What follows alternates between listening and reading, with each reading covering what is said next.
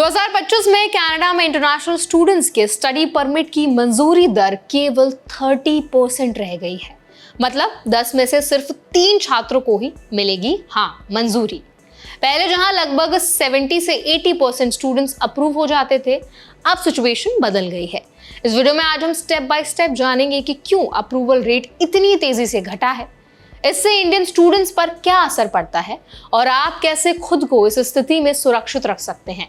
तो चलिए फिर जल्दी से वीडियो शुरू कर देते हैं। हाय, मेरा नाम है वर्षा दुबे और आप देख रहे हैं एनबीटी टेक इट। सबसे पहले बात करते हैं कि कनाडा में स्टडी परमिट क्यों घट रहे हैं।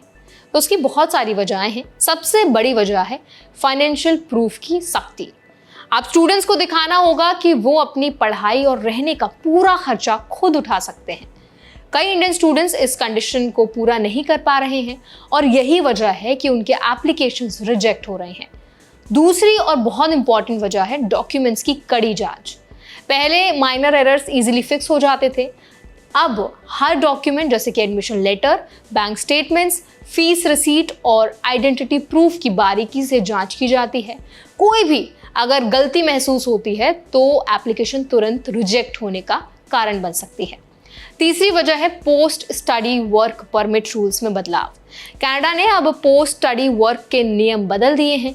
इसका मतलब ये है कि पढ़ाई पूरी होने के बाद काम करने की जो अपॉर्चुनिटीज है वो काफ़ी कम हो जाएंगी। कई स्टूडेंट्स के लिए फ्यूचर प्लानिंग को मुश्किल बना देता है। और फोर्थ रीजन है एडमिनिस्ट्रेटिव डिलेज। वीज़ा प्रोसेस अब बहुत स्लो हो गया है। कई स्टूडेंट्स को महीनों तक रिजल्ट का इंतजार करना पड़ रहा है और इससे एडमिशन डेडलाइंस या कॉलेज ज्वाइनिंग में मुश्किल होती है। इसके अलावा सिस्टमैटिक चैलेंजेस जैसे कि staff shortage, high application volume और टेक्निकल इश्यूज भी डिलेज का कारण है। कभी कभी एप्लीकेशन सही होने के बावजूद रिजेक्ट हो जाते हैं क्योंकि माइनर एरर्स भी बड़ा असर डाल सकती हैं। तो अब बात करते हैं इंडियन स्टूडेंट्स के लिए ऐसे क्या प्रैक्टिकल टिप्स हैं जिनको अगर वो अपनाते हैं तो कनाडा में अपनी पढ़ाई अच्छे से पूरी कर सकते हैं या विदेश में जो उनका पढ़ाई का सपना है वो भी पूरा हो सकता है। सबसे पहला है डॉक्यूमेंट्स पूरी तरह से रेडी रखें। Admission letters, bank statements, fees receipt, passport और अदर डॉक्यूमेंट्स हमेशा अपडेटेड और कंप्लीट होने चाहिए। दूसरा, फाइनेंशियल प्रूफ आपका स्ट्रांग हो। सिर्फ बैंक बैलेंस दिखाना इनफ नहीं है, बल्कि पैसा किस सोर्स से आया है ये भी वेरीफाई होना चाहिए। तीसरा, पोस्ट स्टडी प्लान पहले से समझें। पढ़ाई पूरी होने के बाद काम या स्टे करने के नियम को पहले से जान लें और फेक एजेंट्स और शॉर्टकट से ज़रूर बचें, बिकॉज ये बहुत इंपॉर्टेंट है। बहुत से ऐसे इंडियंस हैं जो इस झांसे में आ जाते हैं। कुछ लोग इलीगल तरीके या फेक एजेंट से वीज़ा करवाने की सलाह लेते हैं। इससे एप्लीकेशन रिस्क में पड़ सकता है।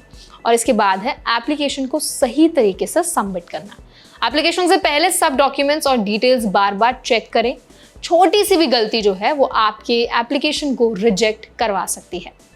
अपडेट्स और पॉलिसी चेंजेस पर ज़रूर नज़र रखें। कैनेडियन इमिग्रेशन वेबसाइट्स और ट्रस्टेड सोर्सेज को रेगुलरली चेक करें। इंडियन गवर्नमेंट भी इस मामले में स्टूडेंट्स को मदद कर सकती है।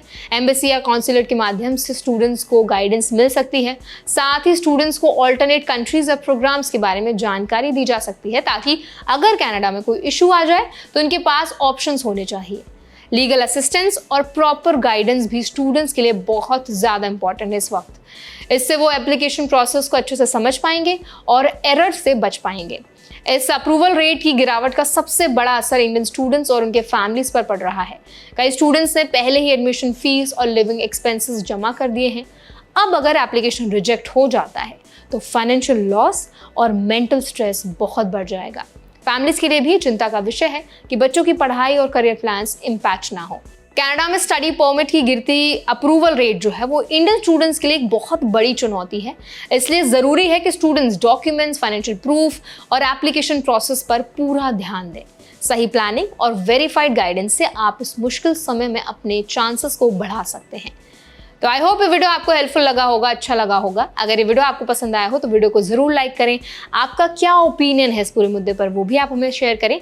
और अगर आप इंडिया में रहते हैं और विदेश में पढ़ाई करना चाहते हैं, आपको क्या लगता है इस टाइम पर कौन सी ऐसी कंट्री है जो सबसे अच्छे जो स्टूडेंट्स के लिए अपॉर्चुनिटीज़ दे रही है, जहाँ पर इंडियन स्टूडेंट्स सेटल हो सकते हैं? आपके ओपिनियन में कौन सी वो कंट्रीज़ हैं वो हमें ज़रूर बताइए। ऐसे और भी अपडेट्स के लिए, वीडियोज़ के लिए हमारे चैनल एनबीटी टेक इट को भी ज़रूर सब्सक्राइब करें।